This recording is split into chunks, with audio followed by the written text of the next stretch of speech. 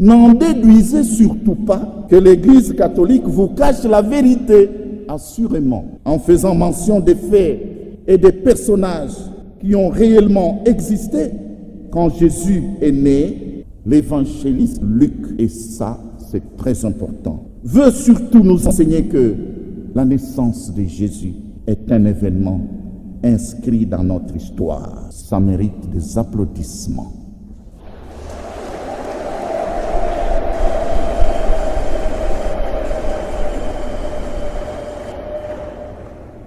La naissance de Jésus est un événement inscrit dans l'histoire des hommes et des femmes de ce monde.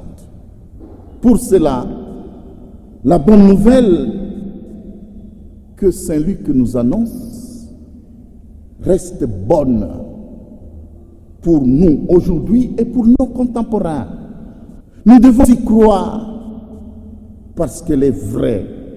Et surtout, nous devons l'annoncer dans notre société d'aujourd'hui, à l'instar de l'ange du Seigneur qui a dit, je cite, « Car voici que je viens vous annoncer une bonne nouvelle, une grande joie pour tous les peuples.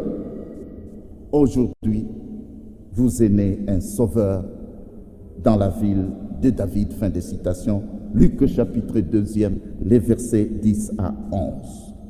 Je note en passant qu'il en est de même de la date du 25 décembre, jour de la Natalis, choisi par les chrétiens de plusieurs confessions chrétiennes pour célébrer la naissance du Sauveur, sauf bien sûr nos frères et sœurs, les orthodoxes et quelques catholiques des rites byzantins qui, eux, jusqu'à ces jours, fêtent Noël en lien avec l'Épiphanie, le 6 janvier.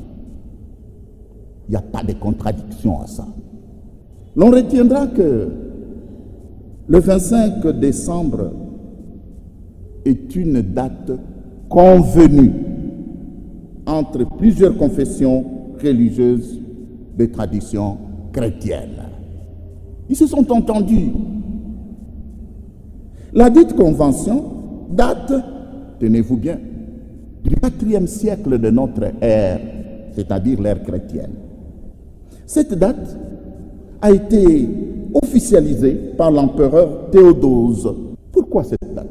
Elle remplace les fêtes païennes du solstice d'hiver, fête du soleil invaincu.